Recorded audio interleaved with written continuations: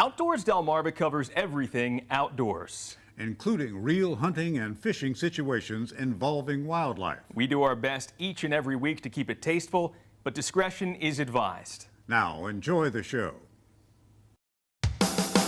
This is Outdoors Delmarva, presented by Gateway Subaru, delivering an experience. This week on the show, it's opening weekend for Delaware shotgun season. We'll take in a morning hunt and check in with some successful sportsmen lucky enough to bag a buck. Then, how is the deer population? We do have population estimates, right around 30,000 animals after the hunting season. We'll get the experts' take on the status of Delaware's whitetail herd and how hunters' decisions can help shape the future. Plus, this boat is carrying some precious cargo. So, why is it being dumped into the Chester River? We're aboard to see this conservation effort in action. Right now on Outdoors Delmarva. There you go, Ed. That's the way to do it. That's more like it. If I don't catch the fish, my fiance's gonna kill me. This is Outdoors Delmarva, presented by Gateway Subaru. And now, here are Mike Parker and Captain Willie Dykes. Hi, everybody, and thanks for watching Outdoors Delmarva. I'm Mike Parker. And I'm Captain Willie Dykes. And it's an exciting week here on the show as deer hunters across the state of Delaware are headed back into the woods for the start of the shotgun season. As you know, Willie, both Kent and Sussex counties here in our area are renowned big buck country. Although we've already had some special shotgun opportunities across the area for doe, well, the season that started this past Friday really is that big opening day. And we weren't about to miss it for anything. Well, here we are, opening morning, Delaware shotgun season, and I spent the morning hunting along my buddy J.W. Hocker here on a farm outside of Lewis, Delaware, but, you know, we had a morning a lot like some of you folks I'm sure did too. Got out of the car in the morning, headed across the field into the woods, saw a six-pointer kind of come in through some thick stuff, but JW never got a good shot off at him. So, well, then Mother Nature took over and the wind started howling in where we were. So after a couple of hours of that, we decided we had enough. And just about that time, we got word that another guy, Billy Hocker, JW's son, had harvested a nice buck. Up to stand about a half hour before shooting time this morning. Heard a lot of rustling going on off to my left, and I could see that there was a buck out there chasing does. Then a fawn came running past me, and then the big doe came by, and he wasn't far behind her. I grunted at him, the does ran off, and he stopped behind a tree, and he stepped out from behind a tree and took off to run after him again, and that's when I shot him. After checking in with Billy and helping he and JW move that big buck out of the woods, it was time to move on and check in with some other successful Delmarva hunters on this opening day. First stop, Mark's, a deer and meat processing shop outside of Millsboro. We know from experience some big deer wind up right here. Got an 11-pointer. Well, I was actually thinking about getting down around 8 o'clock, and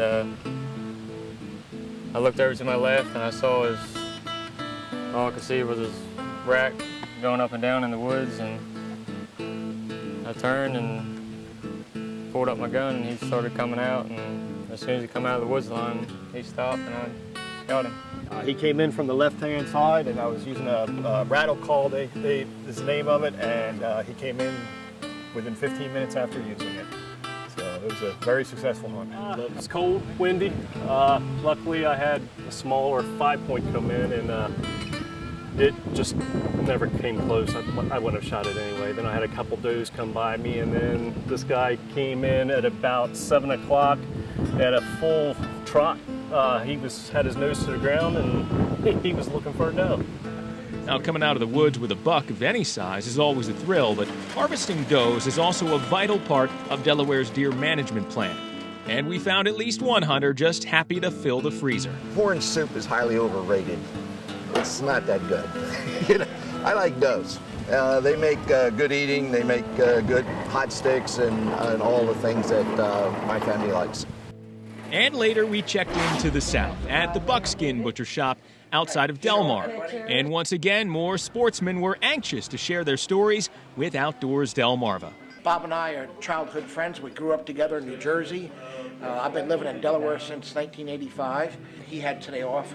I told him to come on down. He got a non-resident license, and he was a guest at this farm where we hunt, and he harvests this deer 2 hours into the day, and we had a nice, enjoyable time, me, him, and my son. How would this look like, Jake? Son's first deer. Nothing really happened in the morning, and then he walked out and took the shot. What'd you think when you saw him, Dad? I started shaking. Got a good hunting experience. It was great. It was great. We want to say congratulations to all the successful deer hunters out there, and we want to wish you the best of luck for next week, too. Yeah, the season continues, and when you get out there, well, we want to see your videos and pictures from your shotgun season adventures. You can go ahead and email me at mparker@wboc.com, and make sure to like us on Facebook and post those pictures and videos right on the Outdoors Delmarva Facebook page. We'll be right back.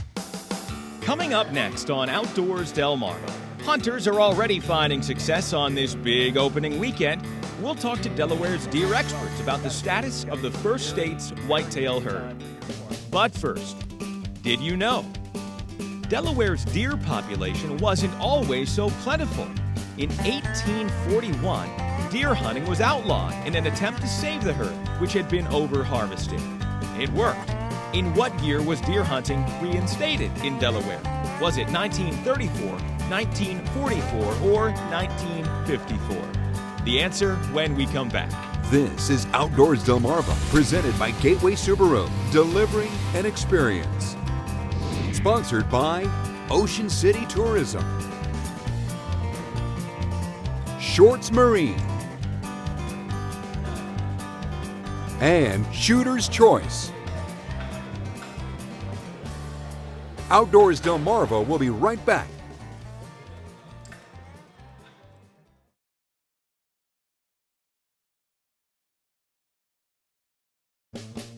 Did you know? In 1841, the state of Delaware outlawed deer hunting in an attempt to save its dwindling herd. It took decades for the deer population to bounce back, but it did. And the first official hunting season was introduced in 1954.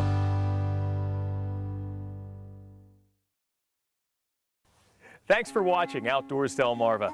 I'm Mike Parker. Well, we just came off the first segment in the show where we showed you all of those successful sportsmen taking part in the opening weekend of this Delaware shotgun season for deer. So we showed you that side of things. Now we're going to bring you out here to near Smyrna, Delaware, where we're meeting up with a guy who knows an awful lot about Delaware's deer population, deer biologist Joe Rogerson with Denrex Division of Fish and Wildlife. How you doing, Joe? Good, nice to see you again. Good. Thanks for joining us again here on Outdoors Delmarva. Well, got to say, this has got to be a very, very busy time for your department. It is. The November shotgun season is our most popular deer season for deer hunters. It's also our most productive deer season.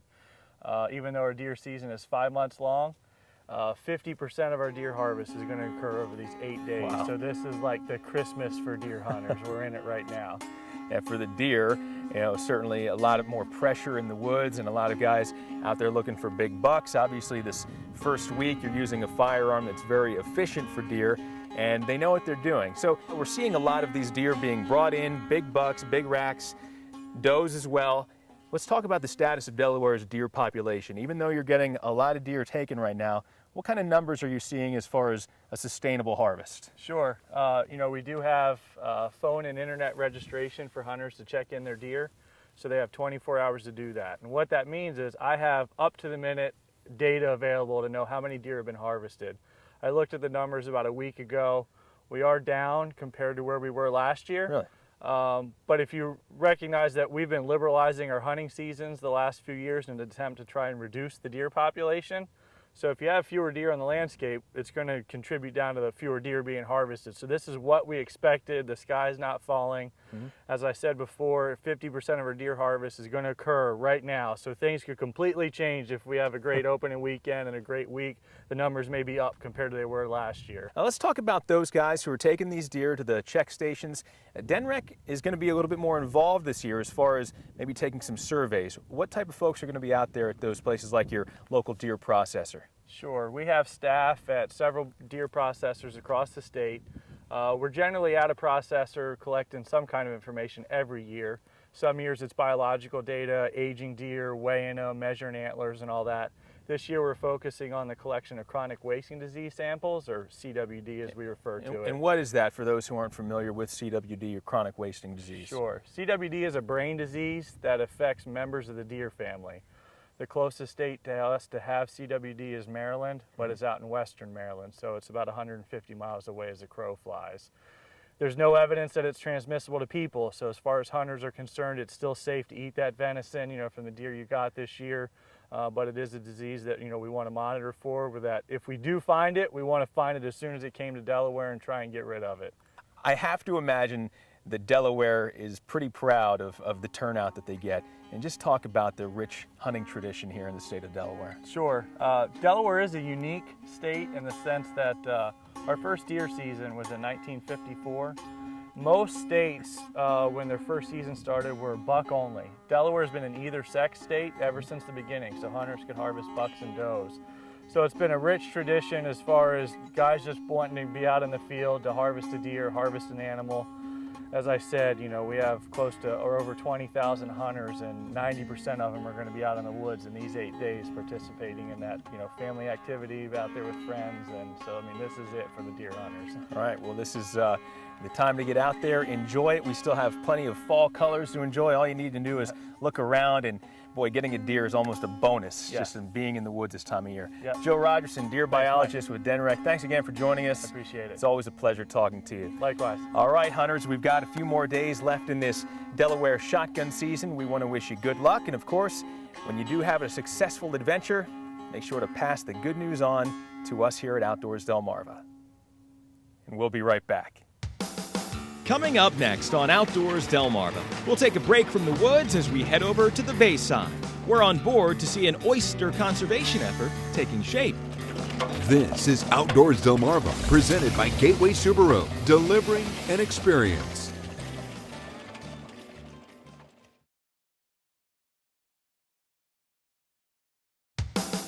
You're watching Outdoors Delmarva, presented by Gateway Subaru, delivering an experience. Thanks for watching Outdoors Delmarva. I'm Mike Parker, coming to you right now from the mouth of the Chester River here on the Chesapeake Bay in the shadow of the Chesapeake Bay Bridge, aboard a boat operated by the Chesapeake Bay Foundation. And the mission of the crew here today is simple: restore the Chesapeake's oyster population. And now they're not doing it single-handedly, but what they are doing is establishing a brand new 2-acre artificial reef site. And after today, it'll be populated with 2 million tiny oysters. Everybody excited? Yeah! The mission of the Chesapeake Bay Foundation is simple: protect the body of water for which it's named, and often going to great lengths to do it. We found that nothing gets people excited like oysters, and it seems really strange. They're ugly little hard-shelled creatures, but for some reason, people are really fascinated and invested in the future of these oysters. Millions of oysters, probably approximately 3 million, roughly, to give it a good estimate. Before we show you exactly what these small mountains of muddied oyster shells are doing on this boat as we depart from Love's Point in Queen Anne's County, we've got to go back a few months. Baltimore is about 12 miles to the west of us, where this story began on Maryland's western shore. This online video shows the once mighty Simpkins Dam on the Patapsco River in Baltimore County being demolished. The concrete structure, built decades ago with good intentions, was now seen clearly as an engineering eyesore and an environmental roadblock to a number of important fish species no longer able to access northern parts of the river. What you're seeing here is video given to Outdoors Delmarva by the Chesapeake Bay Foundation of that demolished dam, now in chunks, being sunk to the bottom of the bay. This piece of concrete right here came from either the road or Simpkins Dam, and it's a great example of what is down there at the bottom. The average size, it could be anywhere between 3 inches and 12 inches of material that's in the bottom.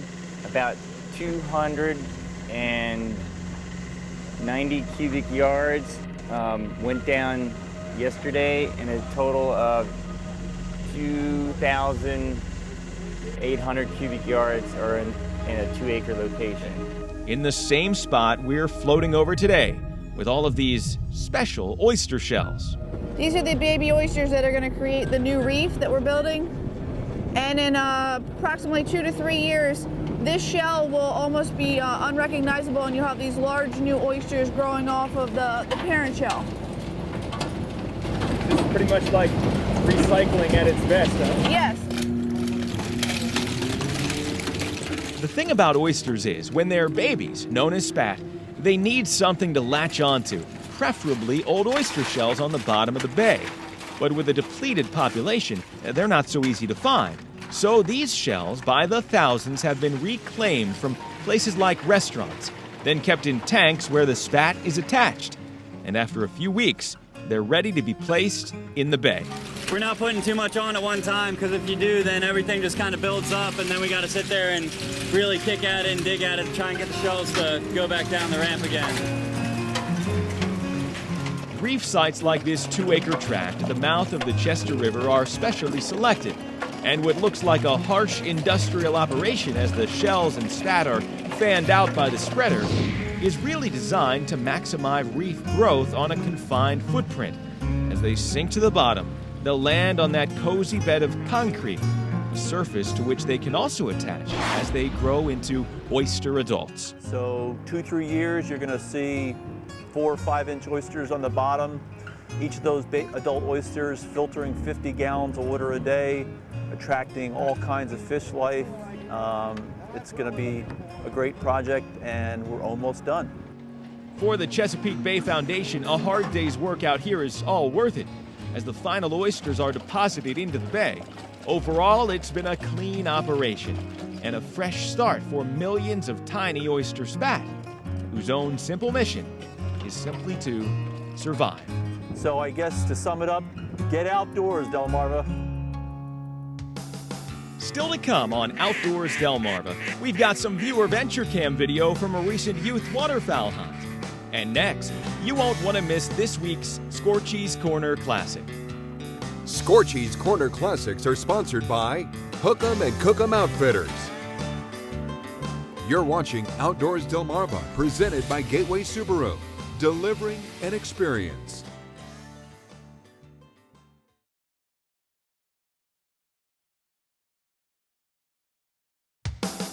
You're watching Outdoors Delmarva, presented by Gateway Subaru, delivering an experience. And now, it's time to check in with an old friend. Here's this week's Scorchy's Corner Classic. Roscoe and Flash have grown up. They're doing pretty good. They're 25 months old.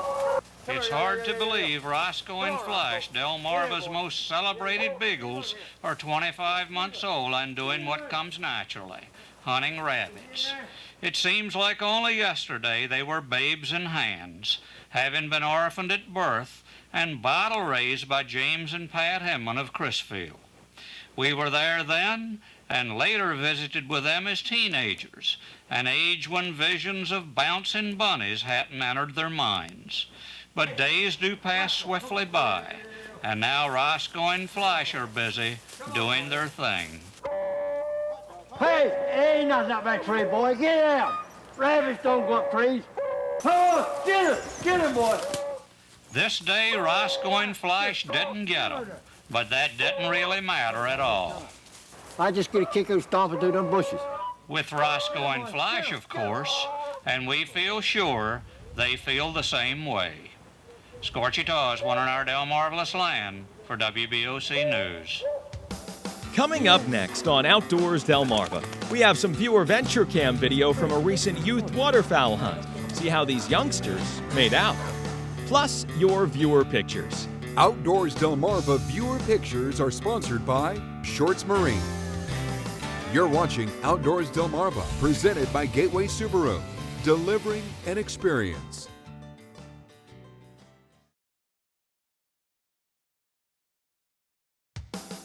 This is Outdoors Delmarva, presented by Gateway Subaru, delivering an experience. Sponsored by Ocean City Tourism, Shorts Marine, and Shooter's Choice. Now, let's get back to the adventures. It's time now to take a look at some of the pictures and videos sent in by our own Outdoors Delmarva viewers. And we begin with some viewer venture cam video sent in by a friend of the show, Joey Melvin of Milford, Delaware. That's what I'm talking about. A few weeks back, Delaware held its youth waterfowl hunt, and Joey hosted a pair of youngsters on a property near Lincoln. Turns out they did pretty good. Chris Brown from Milford and Cale Betts from Milton combined to shoot a black duck, a mallard, and a pair of blue-winged teal. Great job, guys.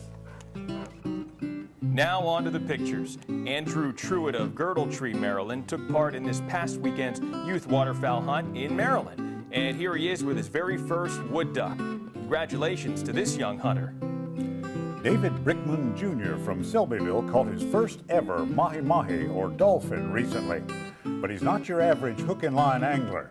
David said he was spearfishing when this good-eating fish came into his sights. And apparently it's a family thing. David's son Cole is a fisherman too and caught this flounder at Indian River. Mike Amos from Ocean City is seen here showing off an impressive black sea bass. The picture was sent in by Mike's buddy, Lawrence McGowan, who says when the fish are here, Mike knows how to hook them up. Joe McGee is from Dundalk, Maryland on the western shore, but keeps a permanent campsite at Sandy Hill Campground in Wicomico County. And he says he never misses the show. He also didn't miss this nice 9-pointer on the opening day of early muzzleloader season and says his Thompson Center Pro Hunter was right on from 100 yards away. And Matt Walls from Ocean View, Delaware, took this shot of a bald eagle. He says this majestic bird was just hanging out in his backyard along the White Creek.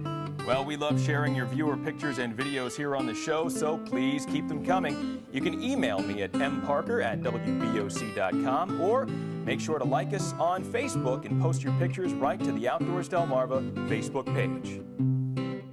Well, that's going to do it for this week's show, and we want to wish some good luck to all those deer hunters out there. Yeah, we'll see you there out in the woods. Until next time, for Captain Willie Dykes, I'm Mike Parker reminding you to get outdoors, Delmarva.